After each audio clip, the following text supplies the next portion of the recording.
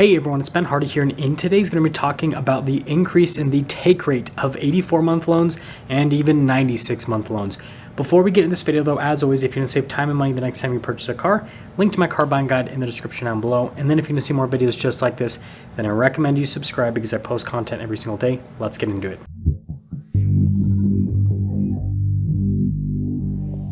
So if you've been following the car market for the last year, then you know that it has changed a drastic amount. And a big part of the change has been the increase in interest rates, which has drastically affected affordability with both used cars and new cars. And the reason that it has done that is because most people finance their car purchases here in the US.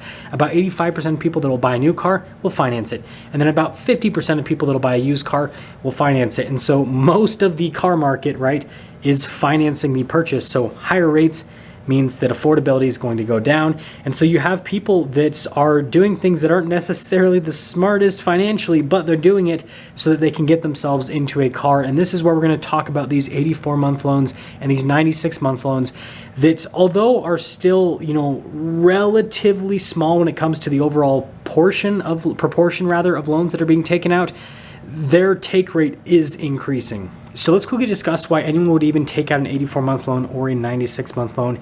And well, it just comes down to affordability at the end of the day. Generally speaking, the longer the loan term, the lower the monthly payment. You have to remember with this statistic that I just mentioned at the beginning of the video, most people that are purchasing a car are going to be financing it. And so most people are payment buyers. They're not out the door price buyers. Even though everyone tells you to focus on the out the door price when you purchase a car, ultimately the number that matters to most people purchasing a car is going to be that monthly payment, because they can either afford it or they can't. And if they can't, well, some people are now deciding that they're just going to take out a longer loan on the vehicle. And while it doesn't take a genius or a rocket scientist to understand that these longer loans are not great when it comes to a vehicle purchase, because unlike housing, right, vehicles generally depreciate over time. And again, that's especially what we are seeing in today's market, is vehicles are depreciating at, actually an increased rate compared to what is normal.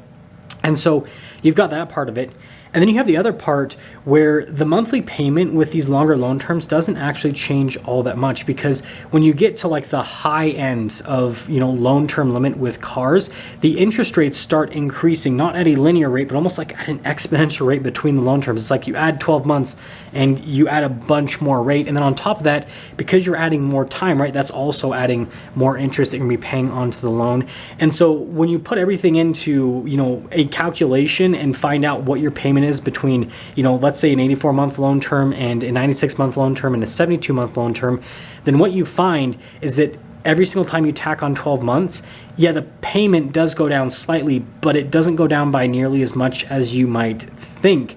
And so it puts people in a situation where they're paying a ton more in interest on the car, and they're barely getting a lower monthly payment. And so let's quickly talk about what this whole loan situation means for the car market now that you guys know that, well, it's not necessarily the smartest thing to take out these longer loans.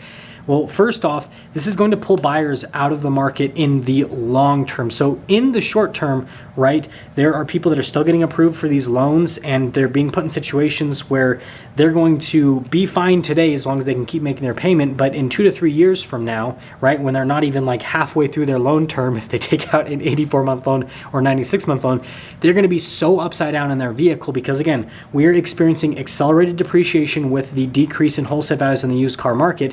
And these people are taking out these loans with much higher interest rates compared to what we've seen over the last 10 years.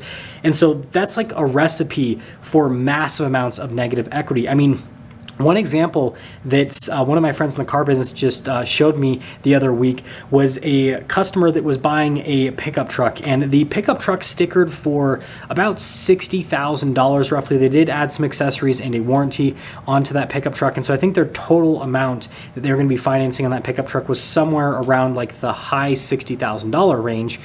And this person decided to take out a 96-month loan, and so with their down payment and with their interest rate, their monthly payment still came out to be just over $1,000 a month, which you can just do the simple math. This person's going to be paying over $96,000 for the $60,000 pickup truck. Again, $60,000 brand new is the MSRP price on the pickup truck.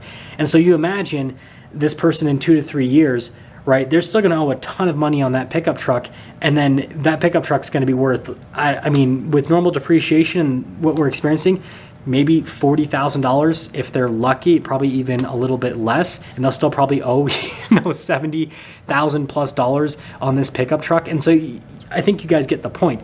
The negative equity that is going to be coming in the next year to 2 to 3 years is going to be so big that it's going to absolutely just kill the availability for people to purchase cars. And so with a bunch of people being knocked out of the market because of affordability based on their negative equity, this is actually going to, I think, be a good thing for the overall car market because it's going to shrink the buyer base, right? So this will naturally help continue the depreciation we've seen with the used car market where values are going down, and it'll probably help with providing bigger discounts on new cars because that's one of the best ways to get, people that have tons of negative equity into a new car is give them a huge discount to somewhat hide, right, quote unquote, hide that negative equity. And so it'll be interesting to see how the situation progresses. But if more and more individuals decide to take out these super long loans, then, just expect to see the effects of this. I know it sounds boring, but in the next 2 to 3 years, once these people try to trade out of these vehicles and realize that they're $20, $30, $40, $50,000 upside down in their vehicle. Let me know what you guys think about the situation. I'll see you.